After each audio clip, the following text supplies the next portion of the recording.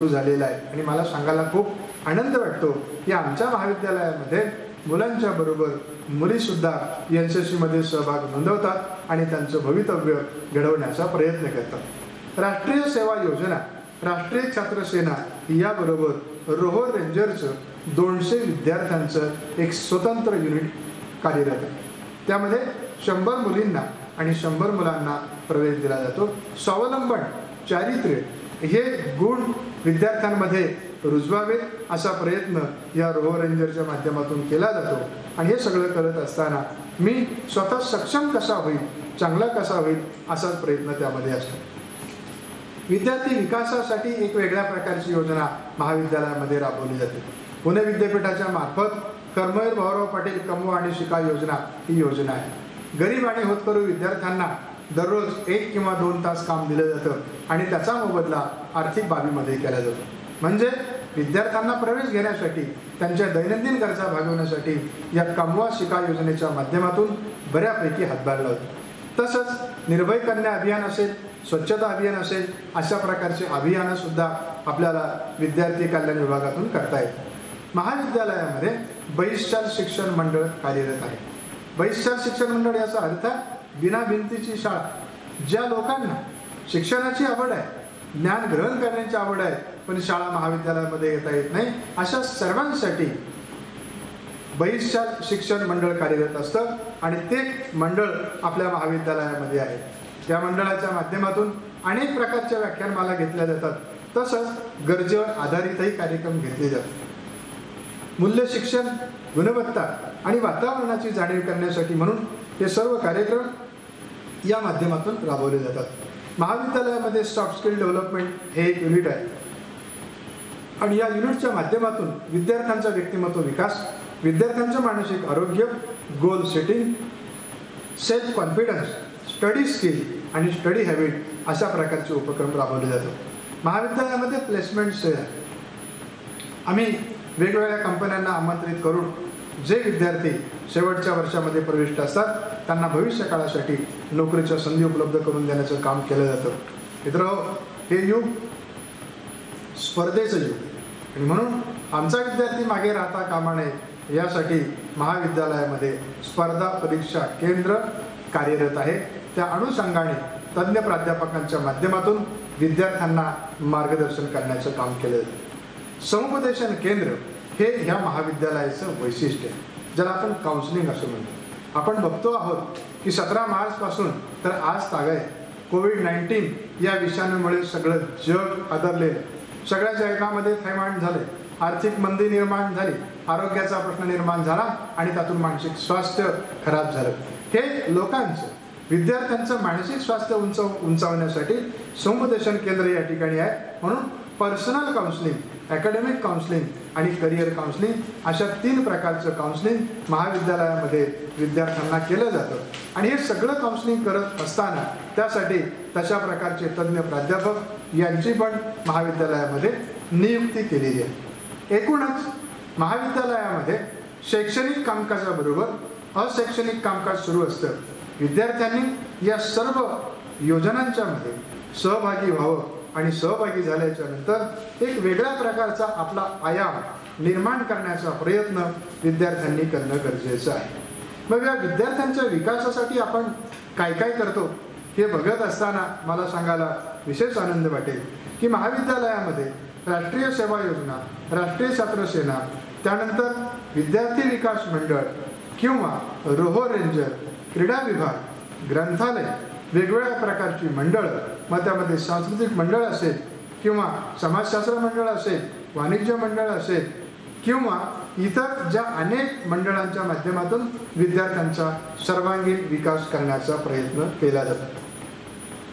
विद्यार्थ्याचा विकास होत असताना त्याच्या कलागुणांना वाव मिळाला पाहिजे म्हणून अनेक प्रकारचे उपक्रम राबवले जातात। मराठा विद्या प्रसारक आयोजित राष्ट्रीय मॅरेथॉनमध्ये आपले सर्व विद्यार्थी सहभागी होतात आणि त्यांना त्यानिमित्ताने सांस्कृतिक कार्यक्रमांच्या मध्ये सहभाग नोंदवता येतो।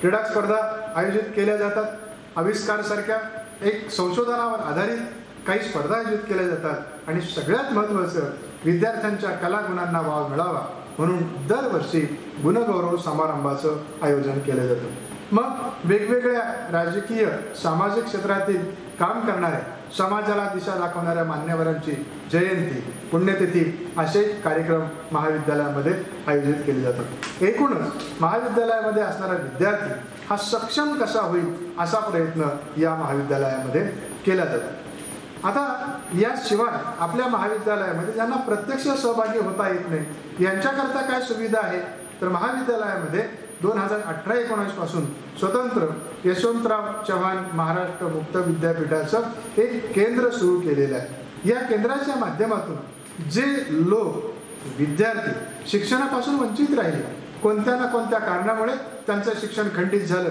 बऱ्याच कालावधी गेला, अशा सर्व विद्यार्थ्यांना, ज्येष्ठांना, श्रेष्ठांना या माध्यमातून शिक्षण घेता येतं. 3 वर्षाचा 2 वर्षाचा कोर्स आहे, 3 वर्षाचा BA कोर्स आहे, 2 वर्षाचा MBA आहे आणि एन्व्हायरमेंट सायन्समध्ये MSc नावाचा कोर्स चालवला जातो. आणि याचा प्रमुख म्हणून डॉक्टर DN वाजे हे काम बघतात.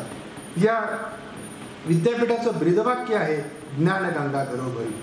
जे ज्ञानापासून वंचित राहिले त्यांनी महाविद्यालयामध्ये येण्याची गरज नाही, शैक्षणिक संस्थांमध्ये जाण्याची गरज नाही, त्यांच्या घरी विद्यापीठ जाणार आणि त्यांना शिक्षण देणार असा अभिनव उपक्रम या महाविद्यालयाच्या माध्यमातून चालवला जातो. म्हणजे ज्यांची शैक्षणिक भूक भागली नाही अशा सर्वांसाठी या महाविद्यालयाच्या माध्यमातून प्रयत्न केला जातो. हे सगळं करत असताना आपण कसं पोचणार या माध्यमाच्याकडे, किंवा आपण कसं जाणार? आता आपण सगळे बघतो आहोत की महाविद्यालयामध्ये प्रवेश प्रक्रिया पूर्ण झाली, सगळीकडे ऑनलाईनचा जमाना आलेला आहे. आता तृतीय वर्षाच्या परीक्षा ऑनलाईन काही ऑफलाईन होत आहेत आणि पुढच्या वर्षी कशा परीक्षा होतील आपल्याला सांगता येत नाही. म्हणून महाविद्यालयाने प्रवेश प्रक्रिया देऊ करून थांबलं नाही, तर महाविद्यालयामध्ये सगळ्या प्रकारचे जे अभ्यासक्रम आहे ते ऑनलाईन माध्यमातून विद्यार्थ्यांपर्यंत पोहोचवतो. आपण विद्यार्थ्यांचे नंबर घेतलेले आहेत, विद्यार्थ्यांचे मेल ID घेतलेले आहेत, त्यासाठी प्राध्यापक संपर्कात राहतात आणि संपर्कात राहून त्या विद्यार्थ्यांना online lecture, PowerPoint presentation, video lecture किंवा चॉक-टॉक मेथडने अभ्यासक्रम पूर्ण करण्याचा मानस आमच्या महाविद्यालयाचा आहे. मग कशा पद्धतीने आपण ते पोहोचू शकतो, तर ईमेल या माध्यमातून पोहोचू शकतो. मग सांगितल्याप्रमाणे महाविद्यालयाची स्वतंत्र वेबसाईट आहे.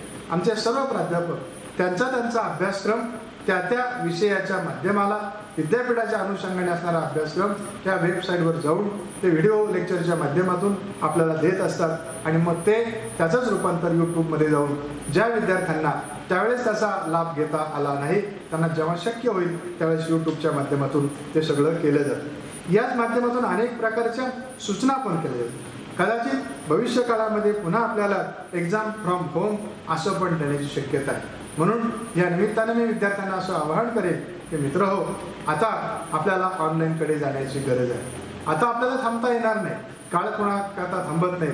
जरी कोरोना-19 आला असेल तर या कोरोना-19ला बरोबर घेऊन आपल्याला जगायचं आहे आणि आपल्याला नवनवीन मार्ग शोधायचे. हे सगळं करण्यासाठी विद्यार्थ्यांनी काय करावं किंवा विद्यार्थ्यांनी काय केलं पाहिजे असं आपण म्हणत असताना मला असं वाटतं की विद्यार्थ्यांच्या मध्ये सन्मान निर्माण करण्याचं काम हे महाविद्यालय करते. मी या महाविद्यालयाचा विद्यार्थी आहे याचा सन्मान मला असला पाहिजे. तोच सन्मान किंवा तो मान मी इतरांना देईल हे माझ्या वागण्यातून दिसेल. विद्यार्थी या संस्थेचा, या महाविद्यालयाचा, या कुटुंबाचा, या राष्ट्राचा आणि या देशाचा एक जबाबदार व्यक्ती म्हणून त्याला सगळ्या प्रकारचं शिक्षण देण्याचा प्रयत्न या महाविद्यालयाच्या माध्यमातून केला जातो. धनात्मक परिणाम पाहण्यासाठी समाज व संस्था याचं नेहमी अकॅडमिक ऑडिट करीत असते. विद्यार्थी हा प्रामाणिक असावा, जबाबदार असावा. शिक्षणाचं एक विशिष्ट वय असतं, त्या वयानंतर विद्यार्थ्यांना शिक्षण घेता येत नाही आणि म्हणून ज्या वयामध्ये आपण या महाविद्यालयामध्ये प्रविष्ट झालात त्याच अनुषंगाने अभ्यास करून आपण जास्तीत जास्त चांगल्या प्रकारची गुणवत्ता कशी मिळवता येईल तो प्रयत्न आपण करावा. सगळ्यांनी आपल्या कामामध्ये सतर्क राहावं, वातावरणाशी जागृती निर्माण करावी, एकूणच एक चांगला माणूस निर्माण व्हावा असा प्रयत्न या शिक्षण माध्यमातून केला जातो. महाविद्यालयात शिस्त असावी किंवा महाविद्यालयामध्ये इतर कोणीही येऊ नये यासाठी आपण विद्यार्थ्यांना ड्रेस कोड हा सक्तीचा केलेला आहे. त्याचबरोबर विद्यार्थ्यांना आय कार्ड आहे, हा आमच्या महाविद्यालयाचा विद्यार्थी आहे ही त्या विद्यार्थ्याची ओळख आहे. त्यामुळे विद्यार्थ्यांनी महाविद्यालय जेव्हा सुरू होईल तेव्हा महाविद्यालयामध्ये येताना विद्यार्थ्यांनी ठरवून दिलेला गणवेश आणि आपल्याला जे मिळालेलं आय कार्ड आहे, या आय कार्डचा वापर करून आपण हे सगळं करू शकतो.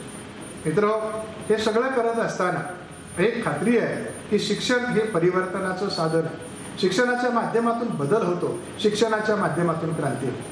डॉक्टर बाबासाहेब आंबेडकर असं म्हणाले होते की जर क्रांती असेल, क्रांती करायची असेल तर आता वैचारिक क्रांती करणं गरजेचं आहे. आणि म्हणून ही वैचारिक क्रांती करण्याची संधी आपल्यापर्यंत आलेली आहे. कोविड-19ने आपल्याला अनेक प्रकारच्या समस्या निर्माण केल्या, तशा अनेक प्रकारच्या संधी सुद्धा उपलब्ध करून दिलेल्या आहेत. या सर्व संधींचा फायदा घेऊन आपण महाविद्यालयामध्ये अध्ययन, अध्यापन, संशोधन याचबरोबर जे अनेक उपक्रम होतात, या सर्व उपक्रमांमध्ये सक्रिय सहभाग नोंदवून आपलं व्यक्तिमत्व विकसित करण्याचा प्रयत्न करावा. मी या महाविद्यालयाचा विद्यार्थी आहे याचं जाण आणि याचं भान आपल्याला असलं पाहिजे. या निमित्ताने मी आपल्याला असं सांगेन की भारत ही ऋषी आणि कृषी प्रधान संस्कृती आहे. आपल्याकडे ऋषींना फार महत्व आहे, तसं कृषीला पण फार महत्व आहे. आणि म्हणून विद्यार्थ्यांनी हे सगळं काम करत असताना 3 गोष्टींच्या विषयी कृतज्ञता ठेवावी. पहिली कृतज्ञता माझ्या आईवडिलांच्या विषयी, ज्यांनी मला हे जग दाखवलं त्या आईवडिलांच्या प्रति कृतज्ञता. दुसरी कृतज्ञता सगळ्या शिक्षकांच्या विषयी, पहिलीपासून तर आज तागायत जे जे शिक्षक मला शिकवायला होते त्या सगळ्यांच्या प्रति कृतज्ञता. कारण त्यांनी मला घडवलं म्हणून मी एवढा मोठा झालो, सक्षम झालो, मी बोलू शकलो, आपल्यासमोर येऊ शकलो. आणि सगळ्यात महत्त्वाचं शिक्षण संस्थेविषयी, महाविद्यालयाविषयी आणि आपल्या भारत देशाविषयी कृतज्ञता असली पाहिजे. दुर्लभे भारते जन्मा, भारतामध्ये जन्माला येणं हे नशीब लागतं. आपण फार भाग्यवान आहोत की आपण भारतामध्ये जन्माला आलो, महाराष्ट्रात जन्माला आलो आणि नाशिक जिल्ह्यात जन्माला आलो. की ज्या नाशिक जिल्ह्याला एक वेगळ्या प्रकारची ऐतिहासिक आणि आध्यात्मिक परंपरा आहे. हे सगळे विचार घेऊन आपण संकल्प करण्याची गरज आहे की मी बदलाचा स्वीकार करीन, मी संघर्ष करीन, मी जास्तीत जास्त अभ्यास करीन आणि भारताचा जबाबदार व सक्षम नागरिक होण्याचा प्रयत्न माझ्या माध्यमातून केला जातो. संतांच्या वचनाप्रमाणे असं म्हटलं जातं, कुळी कन्या पुत्र होती जे सात्विक, तयाचा हरिक वाटे देवा. कुळामध्ये असे मुलं मुली जन्माला आले पाहिजे की त्याचा आपल्या कुळाला अभिमान वाटला पाहिजे. तुम्ही एवढा अभ्यास करा, एवढ्या चांगल्या पदावर जाऊन पोहोचा की जेणेकरून तुमचा अभिमान तुमच्या कुटुंबाला, तुमच्या गावाला, महाविद्यालयाला हा सगळ्यांनाच वाटला पाहिजे. आणि तशा प्रकारची संधी आपल्याला आलेली आहे. आपण या महाविद्यालयामध्ये प्रविष्ट झालात आणि प्रविष्ट झाल्याच्या नंतर जेव्हा या महाविद्यालयामध्ये आपल्याला प्रवेश मिळाला, या प्रवेशाच्या निमित्ताने हा दीक्षारंभ या निमित्ताने मी आपल्या समोर माझं मनोगत व्यक्त करतो. या संस्थेच्या उभारणीसाठी सर्व कर्मवीरांचं फार मोठं योगदान आपल्याला पाहायला मिळतं. आणि म्हणून कर्मवीरांनी जर 1914ला संस्था स्थापन केली नसती तर आपल्याला कुणालाही या शिक्षणाची दारं उघडी झाली नसती आणि आपल्याला शिक्षणाचा आनंद घेता आला नसता. ही संस्था तशीच सक्षमपणे चालवण्याचं काम डॉक्टर वसंतराव पवार यांनी केलं. नवीन दिशा ओळखल्या आणि या दिशांच्या माध्यमातून पारंपरिक शिक्षणाबरोबर व्यवसायाभिमुख शिक्षण या संस्थेमध्ये सुरू झालं. मराठा विद्याप्रसारक संस्थेमध्ये कला, वाणिज्य, विज्ञान, शेतकी, कृषी, विधी, त्याचबरोबर इंजिनिअरिंग, ITI आणि सगळ्यात महत्त्वाचं उत्तर महाराष्ट्रामध्ये सगळ्यात मोठं असणारं मेडिकल व संशोधन महाविद्यालय सुरू आहे. हा सगळा महाविद्यालयाचा आणि विद्यापीठावर काम करत असताना या संस्थेचा जो प्रवास आहे त्याची सक्षम जबाबदारी सांभाळणारे संस्थेचे अध्यक्ष सन्माननीय डॉक्टर तुषारदादा शेवाळे, संस्थेचे सभापती सन्माननीय माणिकताते बोरस्ते, उपसभापती सन्माननीय राघवनाना आहेरे, चिटणीस डॉक्टर सुनील ढिकले आणि या संस्थेच्या प्रमुख जबाबदारी असणाऱ्या सरचिटणीस सन्माननीय निलिमाताई पवार यांनी या संस्थेला यशाच्या उच्च शिखरावर नेऊन पोहोचवलेला आहे. या महाविद्यालयाचा विकास होत असताना या महाविद्यालयामध्ये सक्षमपणे काम करणारे, आमच्या पाठीवर शाबासकीची थाप मारणारे, आम्हाला मार्गदर्शन करणारे आणि वेळोवेळी सूचना करणारे मराठा विद्याप्रसारक समाजाचे सिन्नर तालुका संचालक व सिन्नर महाविद्यालयाचे महाविद्यालय विकास समितीचे अध्यक्ष सन्माननीय हेमंत नाना वाजे यांचंही योगदान फार मोठं आहे. ज्या वेळेस आम्हाला गरज वाटते त्यावेळेस आम्ही नानांना आमंत्रित करतो. महाविद्यालयाच्या एकूण विकासामध्ये महाविद्यालय विकास समिती महाविद्यालय विकास समितीचे अध्यक्ष सन्माननीय हेमंत नाना वाजे, सगळे सदस्य, त्याचबरोबर महाविद्यालय विकास समिती याचे सन्माननीय अध्यक्ष आणि त्यांचे सगळे सदस्य यांच्या माध्यमातून या महाविद्यालयाला एक वेगळ्या प्रकारचा लौकिक प्राप्त झालेला आहे. सुंदर महाविद्यालय हे ग्रामीण भागामध्ये असणारं मोठं महाविद्यालय. मराठा विद्याप्रसारक संस्थेचं विद्यार्थी संख्येनं आणि एकूण सगळ्या भौतिक सुविधांच्या विचार जर केला तर 2 नंबरचं महाविद्यालय आहे. या महाविद्यालयामध्ये आपण प्रविष्ट झालात. हे सगळं करण्यासाठी संस्थेचं सर्व संचालक मंडळ, अध्यक्ष, सरचिटणीस, त्याचबरोबर या स्थानिक समितीचे असणारे सर्व अध्यक्ष आणि सर्व सदस्य हे आम्हाला वेळोवेळी मदत करतात. हे सगळं करत असताना महाविद्यालयामध्ये असणारे सर्व प्राध्यापकेतर सेवक यांच्या माध्यमातून आम्ही विद्यार्थ्यांच्या पर्यंत पोहोचतो आणि बहुजन हिताय बहुजन सुखाय हे ब्रीद संस्थेने जे घेतलेलं आहे, हे ब्रीद घेऊन आम्ही समाजापर्यंत पोहोचतो.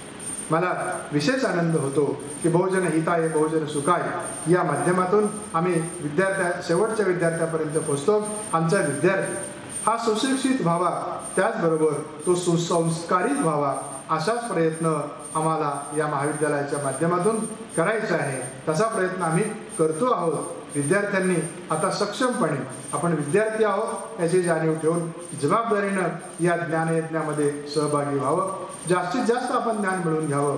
आपल्या काही अडीअडचणी असतील, आपण प्रत्यक्ष प्राध्यापकांना भेटावं. आता ऑनलाईनचा हा सगळा भाग असल्यामुळे आपण तशा प्रकारे सूचना केल्या किंवा प्रशासनाला आपण जर भेटलात तर आपल्या कुठल्याही समस्या राहणार नाही. आपल्याला पुन्हा एकदा या महाविद्यालयामध्ये आपण प्रविष्ट झालात. आपल्या सगळ्यांचं मी अभिनंदन करतो आणि आपल्याला भावी वाटचालीसाठी हार्दिक शुभेच्छा देऊन माझं मनोगत थांबवतो. पुन्हा एकदा सर्वांना प्रेमपूर्वक नमस्कार. जय हिंद, जय महाराष्ट्र.